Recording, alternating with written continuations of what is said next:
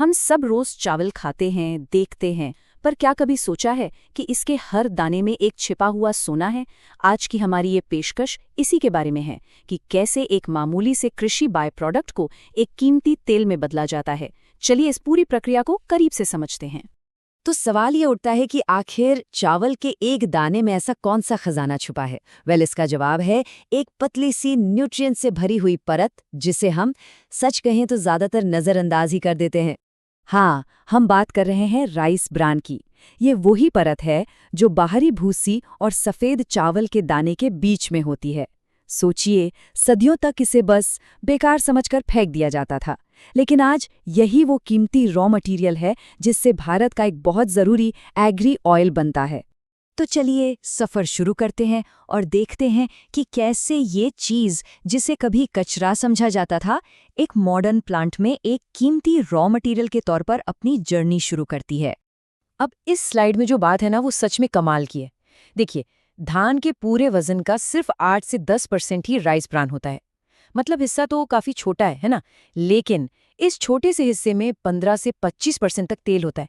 ये बात इसे दुनिया की सबसे रिच ऑयल सोर्सेज में से एक बना देती है। तो ये सिर्फ एक बाई प्रोडक्ट नहीं रहा, ये तो एक कमाल का कीमती रिसोर्स बन गया। लेकिन यहाँ एक बहुत बड़ी चुनौती है। जैसे ही चावल की मिलिंग होती है ना, एक एंजाइम लाइपेज नाम का वो एक्टिवेट हो जाता है और बस समझिए उल्टी गिनती शुरू। ये एंजाइम तेल की क्वालिटी को तेजी से खराब करना शुरू कर देता है। सिर्फ 24 घंटों में फ्री फैटी एसिड यानी FFA का लेवल बढ़ने लगता है, और अगर इसे बस 5-7 दिन के लिए छोड़ दिया जाए तो FFA 80% तक पहुंच सकता है। मतलब तेल ऑलमोस्ट बेकार।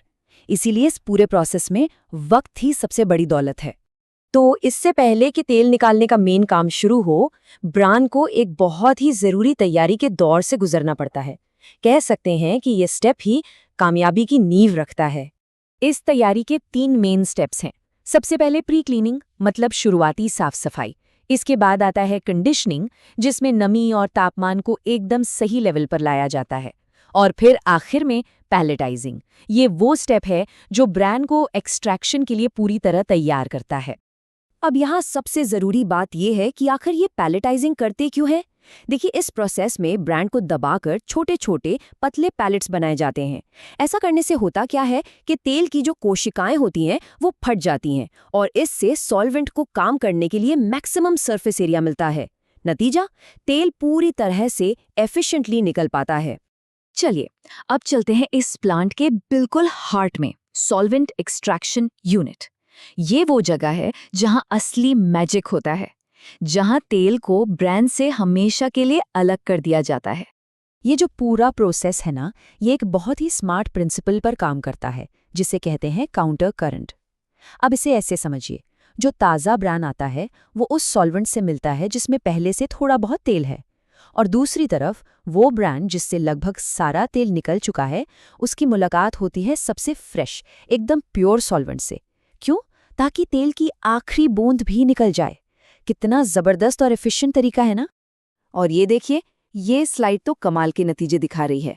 जिस राइस ब्रांड में करीब 20% तेल था, इस प्रोसेस के बाद उसमें 1.5% से भी कम तेल बचता है। ये इस टेक्नोलॉजी की जबरदस्त कामयाबी का सीधा सबूत है। तो इस प्रोसेस से सिर्फ एक नहीं बल्कि 2 अलग अलग और बहुत कीमती प्रोडक्ट्स निकलते हैं। मतलब एक ही सोर्स से 2 मंजिलें। तो आइए देखते हैं कि ये 2 प्रोडक्ट्स हैं क्या। एक तरफ है डी ऑयल्ड राइस ब्रान, या जिसे DORB भी कहते हैं। ये एक सूखा दानेदार सा सॉलिड है और प्रोटीन का एक बेहतरीन जरिया है। और दूसरी तरफ है क्रूड राइस ब्रान ऑयल, मतलब कच्चा तेल। ये एक गहरा गाढ़ा लिक्विड है। एक जाता है जानवरों के पौष्टिक खाने में और दूसरा इंसानों के इस्तेमाल के लिए रिफाइन किया जाता है। तो ये जो डी ऑयल्ड राइस ब्रान यानी DORB है, ये एनिमल फीड इंडस्ट्री की जान है। इसमें 14 से 17% तक प्रोटीन होता है, फास्फोरस भरपूर होता है, और बचा खुचा तेल तो 1.5% से भी कम। पोल्ट्री फार्म्स, मवेशियों और मछली पालन में इसका बड़े पैमाने पर इस्तेमाल होता है। और अब आते हैं कच्चे राइस ब्रान तेल पर। इसकी सबसे बड़ी खासियत है इसमें मौजूद गामा ओरिजिनॉल। ये एक बहुत ही यूनिक एंटीऑक्सीडेंट है। हाँ, इसे खाने लायक बनाने से पहले रिफाइन करना पड़ता है, जिसके बाद ये कुकिंग ऑयल, वैक्स और यहाँ तक कि कॉस्मेटिक्स में भी इस्तेमाल होता है। और जो सॉल्वेंट के आखिरी निशान बच जाते हैं ना, उन्हें स्टीम स्ट्रिपिंग के जरिए हटा दिया जाता है। अब बात करते हैं उस चीज की जो दिखती तो नहीं, लेकिन जिसके बिना ये पूरा प्रोसेस चल ही नहीं सकता। हम बात कर रहे हैं सॉल्वेंट रिकवरी और सेफ्टी की। ये इस पूरे प्लांट का इनविजिबल इंजन है।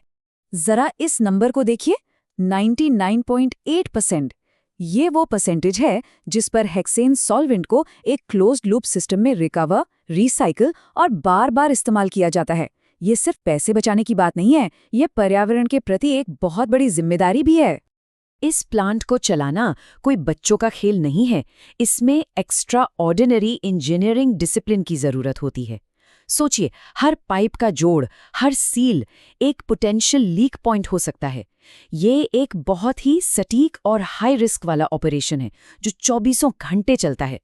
तो जाहिर है सेफ्टी यहाँ सबसे ऊपर है। इस प्लांट को एक हजार्डस एरिया मतलब खतरनाक क्षेत्र माना जाता है। यहाँ लगी हर इलेक्ट्रिकल फिटिंग फ्लेम प्रूफ होती है। हर एक इक्विपमेंट को ग्राउंड किया जाता है ताकि स्टैटिक स्पार्क का कोई चांस ही ना रहे। गैस डिटेक्टर्स और फायर सप्रेशन सिस्टम तो जरूरी हैं ही, क्योंकि हवा में सिर्फ 1.1% हेक्सेन भी एक बड़ा धमाका कर सकता है। तो इस पूरी कहानी का सार क्या है? यही कि एक अकेले बाई प्रोडक्ट से एक डुअल पर्पस प्रोसेस के जरिए जानवरों के पोषण और इंसानों के इस्तेमाल दोनों के लिए जरूरी चीजें बनती हैं। ये वाकई में कचरे को खजाने में बदलने का एक परफेक्ट उदाहरण है। और ये कहानी हमें एक बहुत दिलचस्प सवाल पर लाकर छोड़ देती है। हमारे आसपास और कौन सी ऐसी बेकार समझी जाने वाली चीजें हैं जिनमें शायद इसी तरह की कोई अनमोल चीज, कोई छिपा हुआ खजाना बंद हो।